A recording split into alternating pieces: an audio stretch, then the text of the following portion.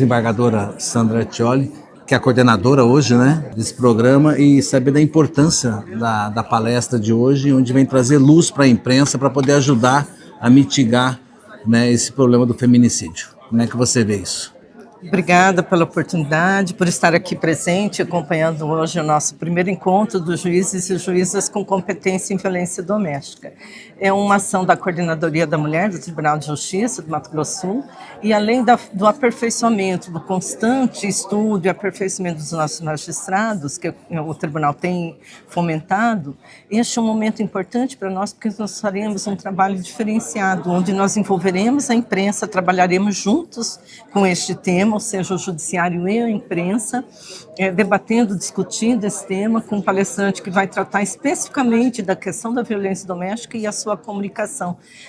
Então, é algo inédito, diferenciado, que nós pensamos em dar continuidade e crescer nesse diálogo, nesse trabalho em conjunto com a imprensa, para que essas notícias sejam divulgadas, disseminadas de uma forma que venham a colaborar no enfrentamento e no combate à violência doméstica e familiar contra a mulher. Doutora Sandra, acho que é importante esse evento. Eu tenho acompanhado constantemente aqui no TJMS, antes com a desembargadora Jaceguara e agora sob a coordenação da senhora, o esforço que vocês fazem.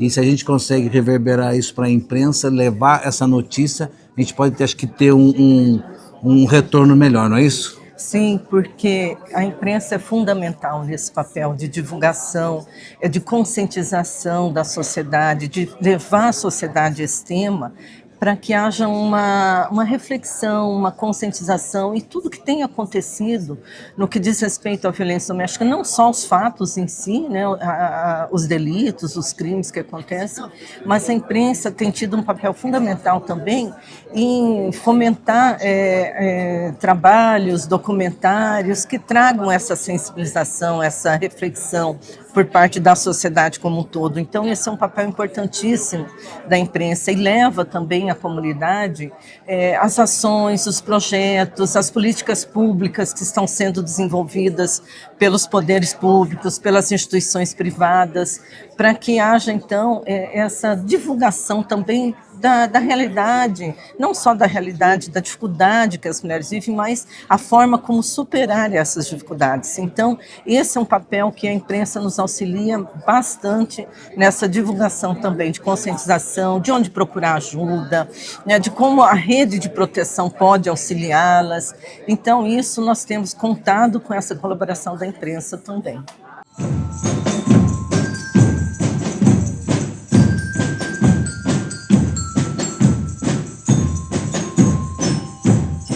Hoje um tema muito importante aqui na palestra no TJMS, estou com o Dr. Marcelo Zago, que vai palestrar sobre o feminicídio e o papel da imprensa. Como a imprensa pode ser parceira para a gente poder mitigar essa mazela? Então, na verdade, a imprensa tem um papel primordial nessa questão do enfrentamento à violência doméstica, porque a imprensa, segundo o Framework Respect da ONU, que é um anagrama, esse T significa justamente a transformação de crenças, atitudes e normas. E a imprensa, na verdade, ela ganha um papel protagonista nesse processo. Além disso, é importante a gente entender que a forma que a imprensa divulga determinados fatos criminais podem gerar o famigerado efeito copycat, ou seja, o efeito imitação, o efeito emulação, tal qual a gente percebeu agora recentemente dos espancamentos em elevadores. Então é muito importante que a imprensa entenda que se pode gerar esse efeito, que é chamado lá na analogia relacionada ao suicídio de efeito Werther, a gente pode gerar também um outro efeito, que é o efeito positivo gerado pela matéria da imprensa, chamado efeito Papageno. Quer dizer, esse efeito, então, quando a imprensa lá traz, por exemplo, uma divulgação de serviços, olha, se você está passando por violência doméstica, procure os seguintes canais, isso é uma prestação de serviço.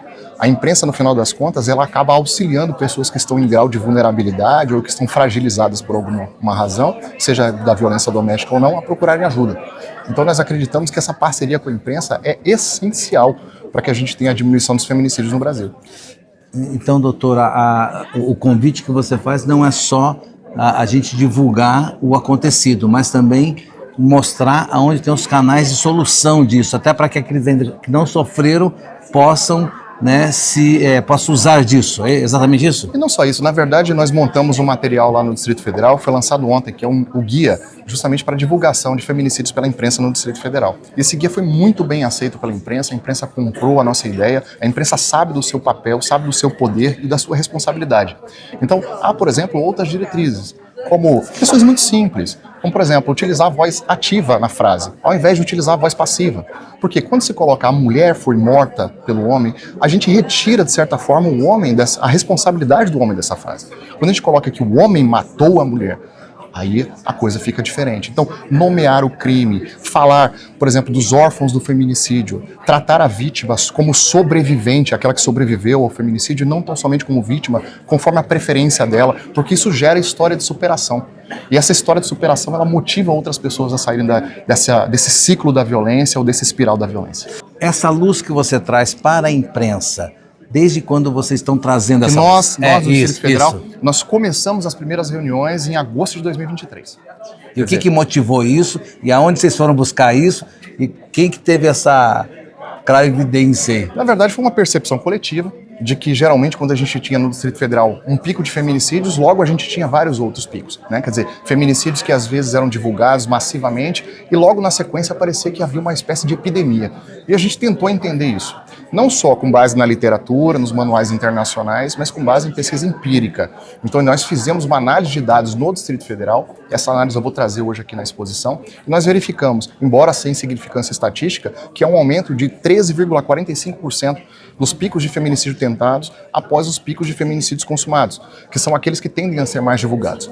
Esse é um resultado preliminar, essa é uma pesquisa em andamento, então ela tem uma série de limitações, como toda publicação em ciência, e ela também tem uma agenda futura. Então essa agenda futura, ela perpassa, por exemplo, para que a gente entenda e consiga relacionar esses picos de feminicídios à atuação da imprensa ou não.